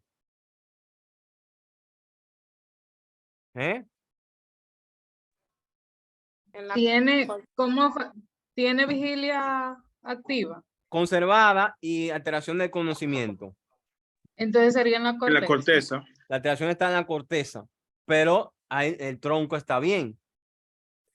Tiene preservación del ciclo sueño-vigilia, obviamente. Ausencia de la expresión o de compresión del lenguaje, pero mantiene vocalización o quejido. Ese paciente, el típico paciente. Tenemos una paciente ahí, inclusive yo tengo una paciente ingresada que solamente hace quejidos. Solamente hace referencia cuando le duele algo o cuando siente algo con quejidos o con vocalizaciones. Los ojos pueden estar abiertos o cerrados, pero siempre se mantiene el estado de vigilia. Preserva las funciones troncales, es decir, frecuencia cardíaca, preserva la respiración. Un paciente que no tiene alteración del tronco cerebral. Funciones vegetativas. Por lo general, el paciente puede tener incontinencia del esfínter anal y vesical. Por eso es el paciente que siempre vive con una sonda. Se le sale la pupú, ¿verdad? Por lo general, es el paciente que tiene preservación de las funciones vegetativas, excepto de las funciones motoras voluntarias, que son el esfínter anal y el esfínter vesical externo, ¿no? Que están lesionados por una alteración de la corteza, obviamente. Otro estado donde se pierde el conocimiento es el mutismo aquinético. Es muy parecido al estado vegetativo, pero el paciente permanece inmóvil. En el estado vegetativo, el paciente puede realizar ciertos movimientos, por ejemplo, ciertos movimientos de la cabeza, de contracción, pero en el mutismo aquinético, el paciente permanece totalmente inmóvil. Hay una ausencia absoluta de expresiones faciales y movimientos oculares espontáneos. Hay absoluta ausencia de movimiento. En el estado vegetativo hay ciertos movimientos. Bien, se debe a lesiones sectales que comprometen la integridad frontopontina, alteraciones del tracto retículo cortical y alteraciones a nivel del diencéfalo ventral. Origina el llamado mutismo aquinético. No hay ningún movimiento. Se preserva la vigilia, pero no hay ningún tipo de movimiento. Tenemos el famoso síndrome de cautiverio. Lo van a ver en películas. Esto lo van a ver en películas o en series, como Doctor House. No sé si en Anatomía de Grey aparece. Es el llamado síndrome del enclaustramiento o síndrome del capturado. También en inglés locking, ¿no? O síndrome del cautiverio. Es el paciente que siente todo. El paciente está consciente y vigil, pero no puede hacer ningún movimiento. Se han visto casos de pacientes que lo han llevado a cirugía y el paciente ha percibido toda la cirugía porque creen que está anestesiado, pero no es así. El paciente puede tener un dolor terrible, pero no va a hacer ningún tipo de movimiento, ninguno, por más dolor que tenga. Le llaman síndrome de cautiverio, de enclaustramiento. El paciente no está en coma, es decir, está consciente, totalmente consciente. Lo único que puede hacer como movimiento es movimientos oculares. Y ese es el paciente que uno le dice, abre los ojos y ciérralos si estás consciente para ver si de verdad está consciente y ejerce estos movimientos. Bien, este paciente lo va a ver en películas, el famoso síndrome de cautiverio, de enclaustramiento. Hay infecciones o infartos bulboprotuberanciales ventrales que originan el llamado síndrome de enclaustramiento del cautiverio. El paciente está totalmente consciente, no es como el mutismo akinético o el estado vegetativo, que el paciente no está del todo consciente. Aquí sí está consciente. El problema aquí es que no puede ejercer ningún movimiento voluntario, solamente movimientos oculares, que son los únicos movimientos voluntarios que puede ejercer. Dentro de la palabra y funciones cerebrales superiores, tenemos, por ejemplo, la disartria. La disartria es una dificultad para articular el lenguaje. Y hay muchos tipos de disartria. Hay disartria de origen neurológico y hay disartrias que no son de origen neurológico. Por ejemplo, un borracho que esté borracho por una incoordinación de los movimientos puede tener disartria. Un paciente que tenga, por ejemplo, una lesión de la mandíbula puede tener disartria y esto no implica una lesión nerviosa. Es decir, que hay que descartar una lesión anatómica estructural antes de hablar de una lesión nerviosa para hablar de disartria. Vamos a terminar esta parte ya. Vamos a terminar esta parte. Disartria, recuerden, siempre descartar trastornos anatómicos locales antes de hablar de una lesión propia cerebral. Tenemos palabras, trastornos de la palabra de origen cerebral, es decir, disartrias nerviosas, como la afasia, que es la pérdida parcial o completa de la capacidad de expresarse o comprender el lenguaje. Hay dos tipos de disartria. Hay una disartria, una afasia, perdón. Cuando hablamos de afasia, disartria es problemas para articular el lenguaje. Ahora, un tipo de disartria nerviosa es la afasia. La afasia puede ser motora o puede ser sensitiva. Hay una afasia de Broca y hay una afasia de Wernicke. Afasia de Broca, el paciente tiene problemas para articular el lenguaje, pero lo comprende. Afasia de Wernicke, el paciente tiene problemas para comprender el lenguaje. Wernicke, comprender el lenguaje. Broca, articular el lenguaje. Se la tienen que aprender bien porque le voy a poner eso en el examen. En la afasia de Broca o de expresión, el paciente no puede articular bien el lenguaje. Él me comprende lo que yo le estoy diciendo, pero no lo puede articular bien. Las parafasias son comunes, es decir, lo que habla no se entiende. La repetición se encuentra alterada, obviamente. Él me comprende, pero va a estar alterada la articulación, ¿no?